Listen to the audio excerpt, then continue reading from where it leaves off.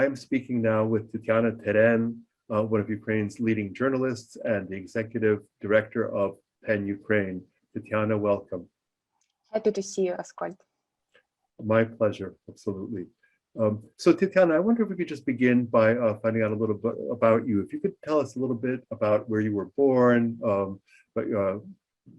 where you grew up, a little bit about your family and your family history. Yes, I always tell that I have three native cities because I was born in Poltava region, and this is my native place in this world. But also I spent 8 years in Kharkiv. I was graduated from the Kharkiv University, and then I started working there as a journalist, as a TV host in Kharkiv. But also it's already 10 years when I have been living in Kyiv. So this is my third native city in Ukraine. And, you know, unfortunately for a very long time, I told that I can't feel Kyiv. It's a very big city. There's many millions of people from different Ukrainian cities. But, you know, especially now, this last month, I have such a strong feeling that this is my main city of my life. And it's very difficult to live in another city now. In Ukraine, of course, to feel that Ukraine now big country, and you feel, of course, in Ukraine everywhere in our country. But this time it's very important to feel this, not to feel, yes, this distance with Kyiv. And you know, 2 weeks ago, I visited Kyiv. It was first time after 1 month in Lviv. And it's really very difficult for myself to describe all my feelings after this trip to my city. So we've come to the city in wartime quickly. I wonder if before we land there, if you could tell us a little bit more about the differences between Poltava, Kharkiv, and Kyiv, and give people a sense of what's distinct about each region. You know, I can say that I'm from the central part of Ukraine, and for me it's very important to feel myself as a part of central and eastern Ukraine. Yes, it's really very important. But of course, all these cities have some difference, and it's normal situation, of course, for such a big country as Ukraine. Poltava and Poltava region, of course, speaks Ukrainian and speaks Surzhyk. So I grew up in Ukrainian-speaking community, Ukrainian-speaking village, small village in Poltava region. You know, when I was a student in the Kharkiv University, when I studied journalism in Kharkiv, I had such a goal to understand Poltava, to understand my region. And from time to time, I went to Poltava and I tried to write some articles, some investigations about musicians, artists, writers from Poltava. It was my professional aim in that period of time. And you know, unfortunately, so many bright artists decided to leave Poltava and moved to Kyiv or Lviv or other Ukrainian cities. So we know so many great authors who are from Poltava, and I'm proud of them very much. But all of them decided to leave this city. And you know, this is very quiet region. This is very quiet part of Ukraine. But sometimes I felt in Poltava that I felt this lack of energy, of art energy maybe. And I felt this energy always in Kharkiv. Yes, Kharkiv, this is a city of students.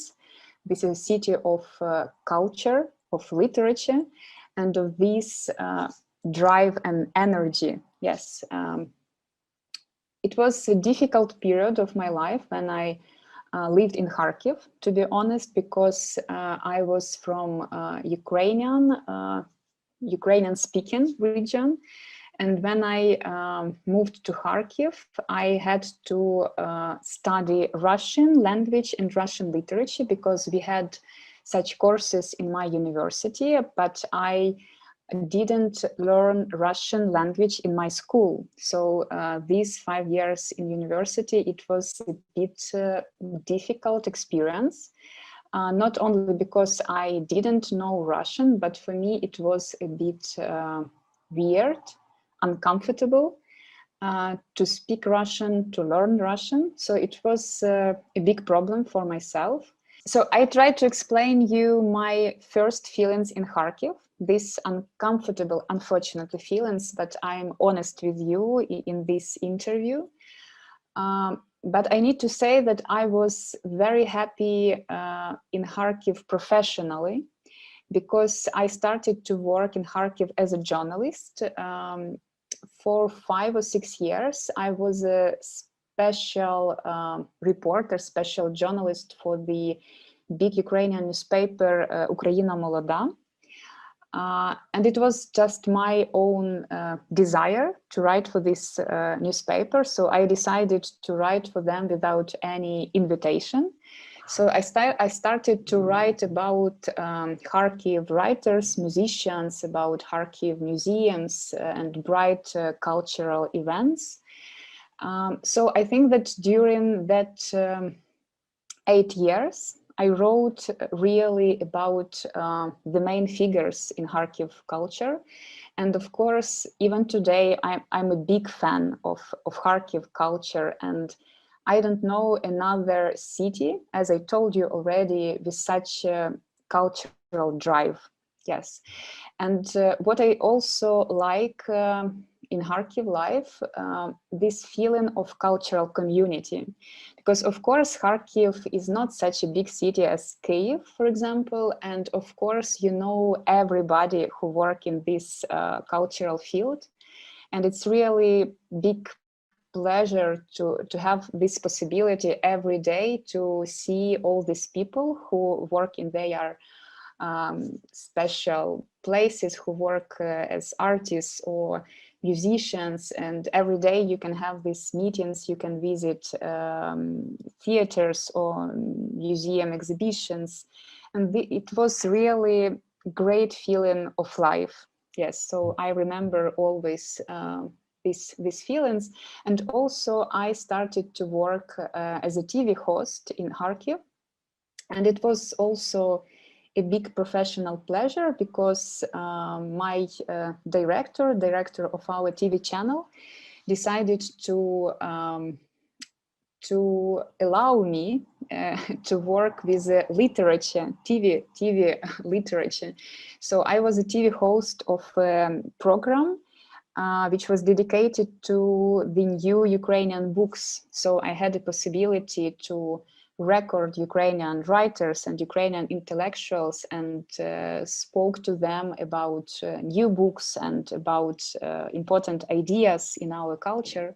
It was a big pleasure for myself, and during next years I tried to find again this possibility, but unfortunately culture even now is not the main topic in our media, and this is of course a big problem. So I lived in Kharkiv during 8 years, and then unfortunately there was a new period in Kernes period in Kharkiv. You might know about this this person in Kharkiv history. And when this new period of Dobkin and Kernes started in Kharkiv history, unfortunately, main media and main TV channels were closed, and so many Kharkiv journalists had to move to other cities, yes, to find other places for their work and for their ideas. So it was time when I decided to move to Kyiv. 10 years ago. As I told you, I felt that I'm a part of Kyiv twice. Of course, in 2014, when I had this possibility to visit Maidan every day, to have my small responsibilities, yes, to work in the kitchen, for example, or to work with volunteers. It was really great time and great feeling of our city. But I can't even describe now, maybe I'm not ready to describe my feeling to Kyiv today. It's something bigger than I'm just possible to describe. Because, you know, 2 weeks ago, when I returned to Kyiv after 1 month,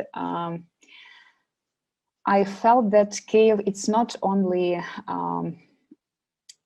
this old like borders of our city, because after all these crimes in Bucha, in Irpin, in Hostomel and other towns around Kyiv, you feel that Kyiv become bigger.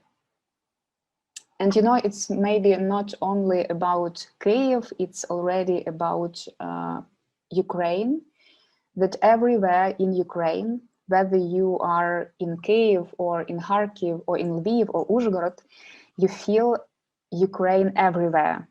You feel this pain in Mariupol, you feel Kharkiv, you feel Kherson, Crimea. I think that never we have had such feeling of the whole country. If I can explain today this feeling, because maybe I need and other people also need time to find right words for our current feelings. Well, what you're describing, I think, is a sense of solidarity and unity, right, across the country, and that sense that what is happening to one part of the Ukrainian body is felt by the whole country, and so that the pain in Mariupol, the pain in Kharkiv, the pain in Kherson is being experienced in Lviv and Kyiv as well. And you know, I think you might also be aware that it's being experienced widely across this country. This morning, I was listening to our local NPR National Public Radio station, and the conversation was all about Ukraine and these local hosts, you know, pure Bostonians with no ties at all to Eastern Europe, were simply, you know, saying, we can't sit here and watch this happen. We must do something more. So it's a powerful sentiment that I hope continues to rise up the ranks into the voices, into the minds and awareness of the deciders, our representatives, who, after all, need to hear what the population of the United States is asking for, that is, for more support for Ukraine. But I want to ask you a little bit about what it was like when the war began. Were you surprised when you were in Kyiv? Because I was in touch with a couple of people in the weeks leading up to the war, and people were mainly telling me that they thought that nothing would happen, that Putin was bluffing, and that you know, we kept hearing these reports of the tanks circling and so on. And then I know that I kept hoping that this was just some kind of a game. Were you surprised? Did you expect this? I can say that I was surprised. I think that everybody was shocked, not surprised. And of course, I think nobody was waiting for such a scenario in this war.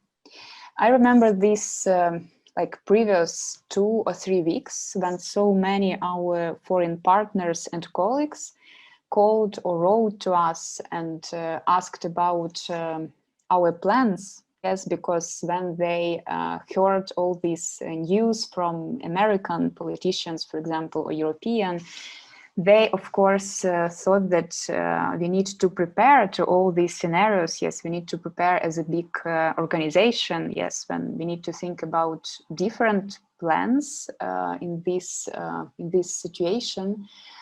But usually, to be honest, I told them that you need to remember that it's already 8 years of our war, yes, which Russia continuous in our country. But of course, when I woke up in the morning, yes, February 24, of course, I was shocked, as everybody. I saw all these messages and calls from my relatives, colleagues, friends, so many calls and messages that morning everybody had in Ukraine. But you know, this first week of the war, of this new period of the war, I was very quiet and strict inside myself. Maybe it's something about psychology, and maybe it's normal situation. I don't know, normal behavior for the human being. But I remember very well this first day of the war, because I decided to go to our office. So I spent this February day in the office of PEN Ukraine. I decided to finish all main processes. Yes, I decided to solve main tasks which we had for that moment. Then only in the evening, despite of all these sounds of explosions around, I returned to my house, and only in the evening I started to think about the situation. So I decided to finish all my work responsibilities, and only then I understood that I need to think about this, you know, emergency backpack with all necessary things. So then I spent the first week in Kyiv with my friend and her relatives in the center of Kyiv. So it was a week which I never forgot, never forgive. Yes, it was a difficult week, but it was very clear in every moment. It was very clear in our conversations with friends, with men who decided to go to the army, with our relatives in other cities, with our colleagues. So it was a week of very big solidarity, not only inside Ukraine, but also with all our colleagues, with other PEN centers abroad. Yes, so I will remember this first week for the whole life, I think. Yes, but then there was a big explosion near our house. Maybe you remember about this news about TV channel. Yes, in the center of the center of Kyiv, near metro station Dorogozhichi. So it was a time. Yes, and also near Baban Yar. So it was time to understand what to do in this close future, just to understand your role in all these events. Yes, whether you could be useful in Kyiv, or you need to be useful in other fields. And then if you decide to be useful, for example, in your organization, yes, and you could be useful, so you need to think about a place for your work. Yes, and at that moment I understood that I need to leave my city. And it was the most difficult decision, the most difficult night, maybe during all these war days in my life. I can imagine. Let me take you back to a happier moment before that, because we never did actually get to you transitioning from journalism to the really incredible work you've done as the executive director of PEN. I mean, I have just from a distance observed what a effective organization it has become. And now, you know, I've worked with writers my whole life, and I know that trying to work with writers is like trying to herd cats. You know, they're not people who are particularly inclined to always to collaboration, and that's the way it should be. That's one of the reasons, of course, that one reads different writers to understand powerfully articulated different points of view. But you have indeed managed to somehow survive in this very complicated role for a long time. Or you could just tell me a little bit about how you made that transition and what that has been like. Because if I were to generalize, and again, as a fiction writer, I always say that all generalizations are false, including this one, and one doesn't want to go too far down that road. But Ukrainian writers seem to be a singularly stubborn and tough breed, who have, I think, also in their own way shocked and moved the world by their resistance. And we'll say a little bit more about that in a minute. But if you could just tell us a little bit about your own sort of transition into this role and what that's been like and what you think the organization means. I think that I didn't have this moment of transition because even in my university period of life, I always mixed journalism with cultural management. So even in Kharkiv, I organized many events, cultural events, especially meetings with Ukrainian writers. For example, we organized a meeting with Lina Kostenko in the opera, Kharkiv Opera Theater. It was really a big event, but also it was, I don't know, we organized, I think, maybe 20, 30 different events in Kharkiv, different initiatives, campaigns. So I always like to mix different roles in my life. Then I also worked as an editor. I worked more in communications field, in publishing houses, for example. I work as an editor in Ukrainska Pravda, online media. I worked as an editor for the 5th TV channel.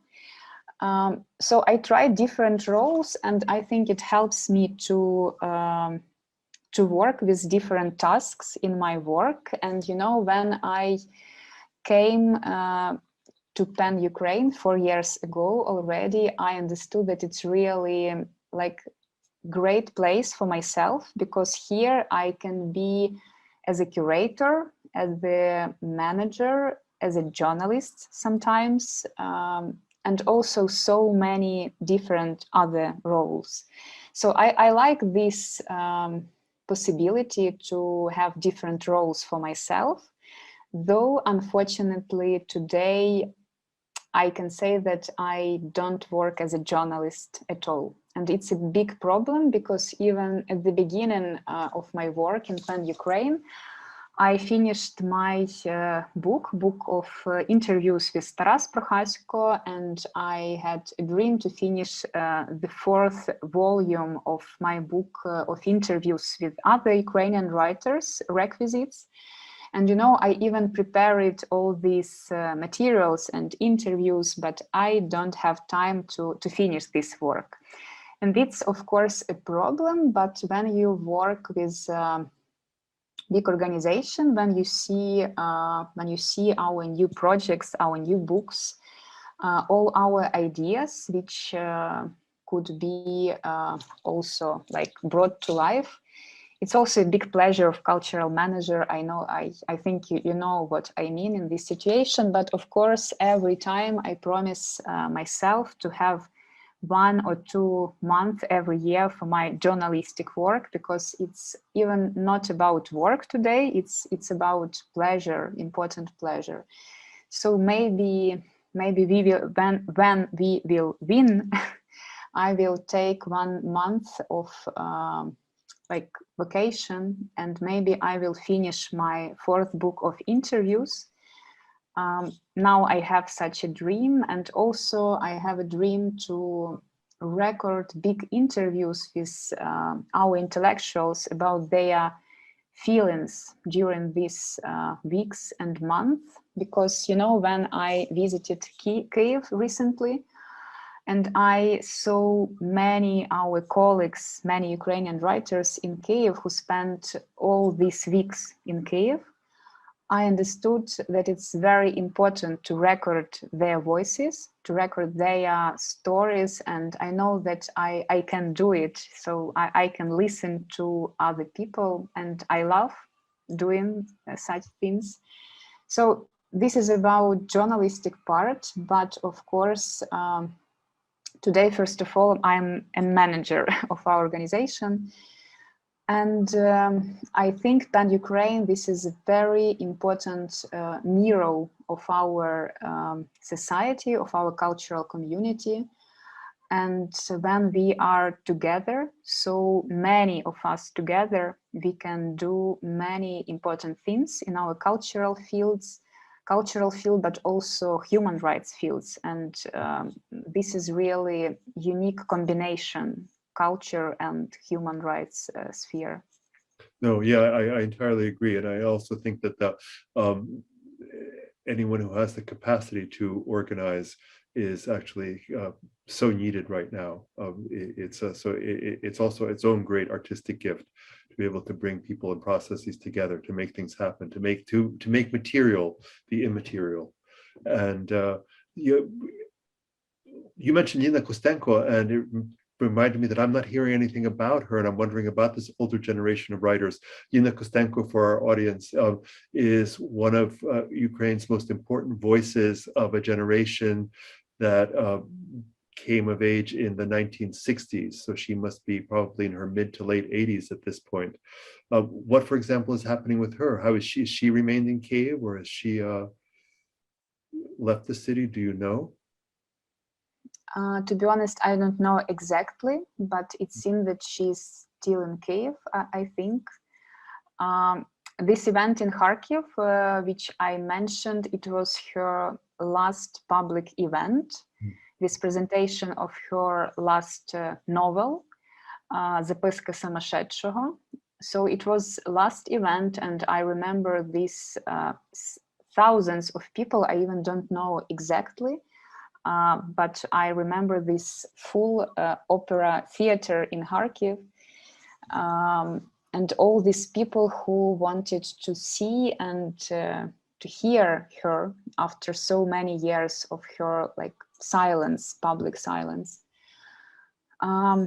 But it seems she's still in Kyiv, and even now, when she has not published many new books, yes, for so many years, I think that even now she's the most popular, most famous writer in Ukraine, because if you see any of these social investigations, usually Lina Kostenko is #1 in all these lists.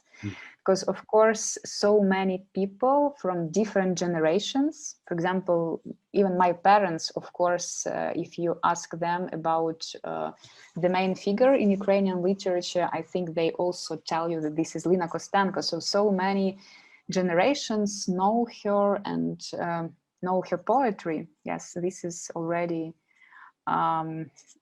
poet for many generations in Ukraine.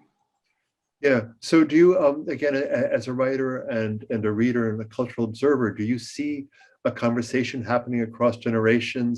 And is there information that you feel that an older generation has successfully imparted to you? I'll always remember hearing and meeting Ivan Drach when he came to Harvard. This was in the 90s, in the early 90s. And I remember asking him what he wanted for the next generation. And he had a very moving answer. He said immediately, more courage than we had. That's what he wanted for the next generation. And it's very much what I felt had happened to the Vishimdeshatnike. Everybody had indeed shown more courage. And it was through that showing of courage that it felt to me things really began to happen. And I feel like I've watched over the last 30 years as the culture has unfolded. I remember speaking with Solomia Pavlichko back in the 90s about the transformation of Ukrainian literature. Is there any kind of overview that you might offer about how Ukrainian literature has evolved or changed over the last 3? I know this is a huge question, but I can't think of somebody better positioned than you to be able to offer such a synthetic view. You know, I think that in my professional life, it's one of the most important questions, yes, which I try to solve, try to understand within my works. And there is a special moment maybe in my biography because when I was a student, I started to work as a journalist in a literary magazine. And it's a bit strange maybe for my generation because you remember this period of literary magazines in a Soviet period of time. There were so many magazines which had really so many copies which were distributed around Ukraine, yes, and other cities. And one of them, which was Prapor in a Soviet time and then become Berezil, fortunately, it continued their work when I was a student. And it was, I don't know why, but it was my dream to start to work for a literary magazine. Yes, I don't know why I have such a dream, but I met their editor, Volodymyr Naumenko, and I started to work with them when I was 19 years old, it seems. So I spent 4 or 5 years of my life with people from different generations. So all surnames which you mentioned already, but also very important surname, Sverstyuk, yes, Johann Sverstyuk, Sure. and so many people from this generation of 60s.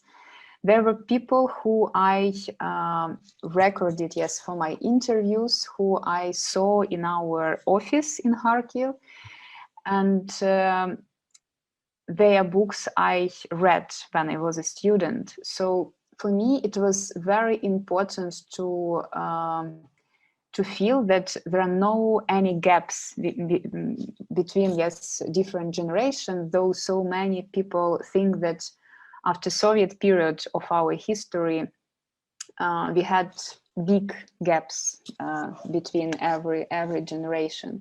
So I always have this feeling that it's very important to understand every generation and to see all these lines and connections between generations. Even if we think about Soviet period of time, when we think about awful repressions of Soviet regime against our Ukrainian artists and writers and intellectuals, even then, when so many people were killed by Soviet and Russian regime, even then there were people who saved this connection between generations. And I think that, you know, so many people who are abroad, yes, saved this memory about Ukrainian culture, about Ukrainian literature.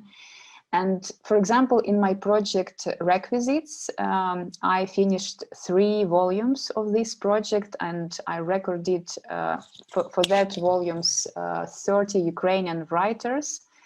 And our first hero was Anatoly Dimarov. He was 92 years old when we decided to speak to him. And also we spoke to Ivan Drach, Dmitro Pavlychko, Yuri Mushkatek, and Valery Shevchuk, and other people from that generation, but also this generation of Visimdesatniki, yes, this generation of Serhiy Zhadan or Galina Kruk. So today I recorded like 40 interviews with Ukrainian writers for that project, and every time when I spoke to other Ukrainian writer, I tried to find all these connections with previous generations. It was like my main idea to show our audience, to show my readers that it's not right to think that there are gaps between generations in Ukrainian culture and literature. And what I also want to say that of course, I think that between Шістдесятники and Вісімдесятники in Ukrainian literature, there was a bigger distance, unfortunately. And it's not only it's because of time when they grew up. It's because of different systems, yes, political systems. It's because of different atmosphere of their life.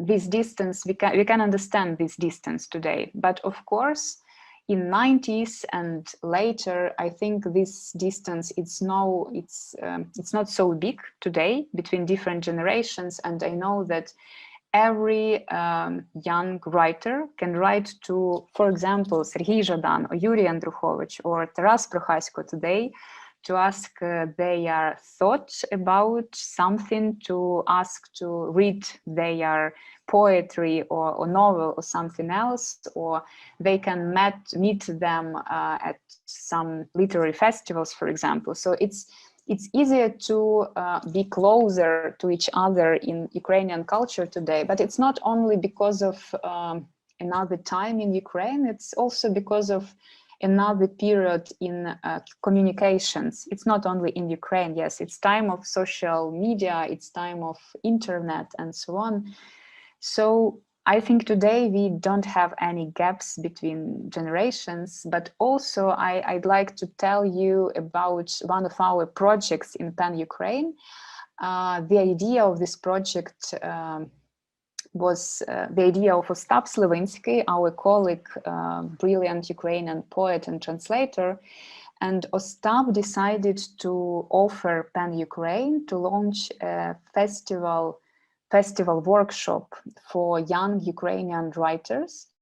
And our idea within this festival, which we organized first time in Ivano-Frankivsk last September, our idea was to create such a space in Ivano-Frankivsk, very important city in the history of Ukrainian literature, modern Ukrainian literature, to create this space where we won't have any distances between generations in our literature. And because of that, for example, 20 years old poet had the possibility to speak to Yuri Andrukhovich or Taras Prohasko at this festival, and it was such a great atmosphere. Yes, I just have a dream that we will have another festival this autumn in Ukraine. That's great. No, I also think it's so very important to have this continuity and the dialogue across generations, because of course circumstances do keep changing and aesthetic structures vary. New possibilities for hybrid forms are arising because of the media, and because of just the inevitable pressure of the creative process to attempt to try new things. And at the same time, as T.S. Eliot once observed,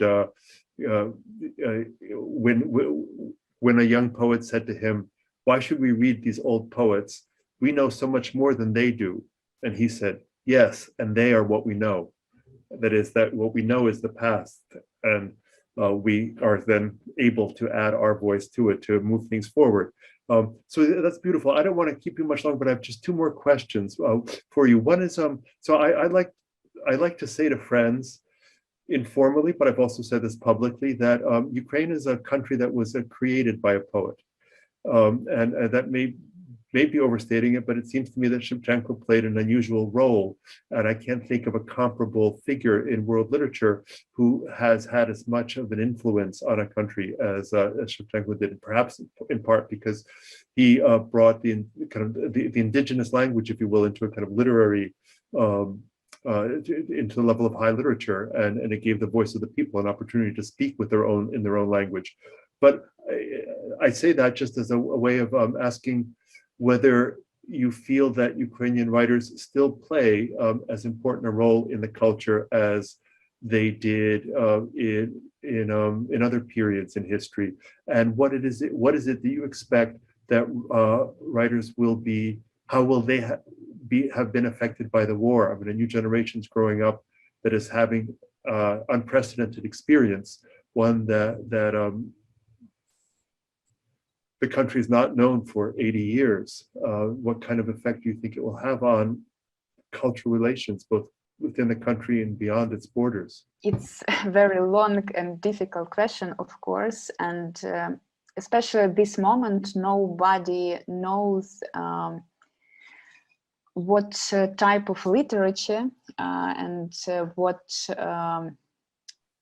texts, yes, we will have about this war and about this period of our life in future, because now we have a very important moment of fixation, yes, of our feelings and all these events. So this is time of photographers, of diaries, first of all, yes, and of poetry.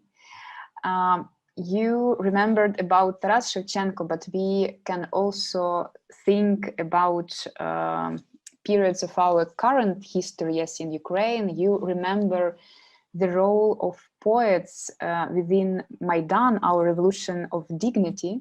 So I remember, of course, all these very quick and very emotional poetries which we had during the most difficult days and months of our revolution in Ukraine.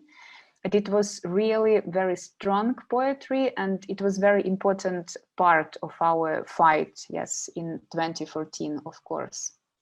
And today, I also see how many new poetry we have already in Ukraine, especially, I don't know, I remember even first day of this new period of the war. And I remember poetry's texts written by Mariana Savka or Vasyl Makhno and other Ukrainian poets. And this is great poetry. And I saw so many quotes, so many pictures with all these sentences and quotes in Ukrainian internet, for example. So I think for us Ukrainians, it's really very important to feel our reality as poetry. Poetry sometimes helps to not maybe understand, but to feel, to understand your feelings, yes, in this concrete moment of your life. So I think even now, this is time of Ukrainian poets.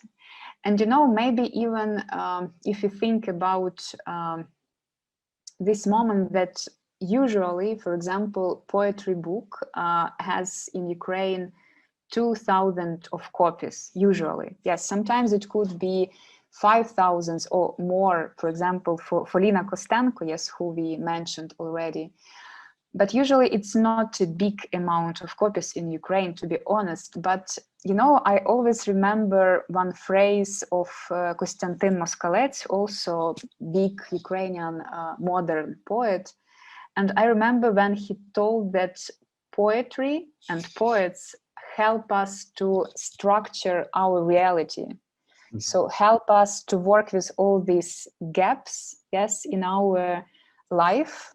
And I think that it's very important that Ukraine has so many great poets who help structure our reality and our life. You know, there are so many discussions about Ukrainian prose writers, yes, who can be nominated for different awards and prizes abroad, but nobody hesitates about Ukrainian poetry. Of course, we have so many bright poets who must be heard by the world. And it's not only about modern Ukrainian poetry. You mentioned Taras Shevchenko. I also think that today we have new period for opening, yes, Taras Shevchenko for the world. And I think this is a very important task now for Ukrainian cultural community to open again our culture for the world. And not only our modern culture, our modern literature, of course, it's very important. And this is the easiest way, yes, to tell the world about the culture, to tell about current period of our life.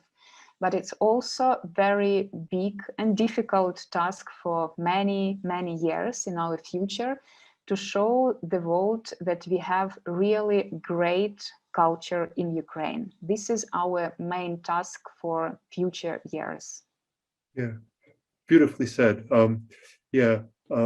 Tetyana, thank you. One just last question. Is there any final idea or note you want to leave with your American audience here? Anything, last things you want to say to them right for now?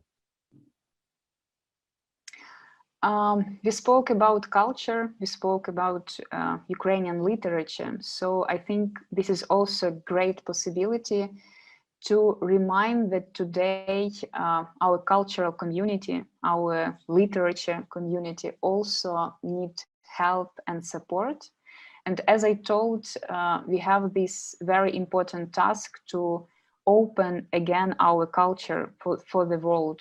So I can ask you to help us to do that, to help us to translate our writers, to translate our great poets, to show our artists, to show the world our great musicians and other Ukrainian intellectuals. So if you have this possibility to tell the world, to tell your media, to tell your audience about Ukrainian culture, just believe me that we have so many bright names in our history, in our culture, that you definitely will find many new names and many new texts in our culture. So you will have a big pleasure just to meet Ukrainian culture today. Tetyana, Teren, thank you so very much for your time. I know it's late in view, and I wish you all the best. Thank you. Askold, thank you so much for your support and for everything what you do for Ukraine today.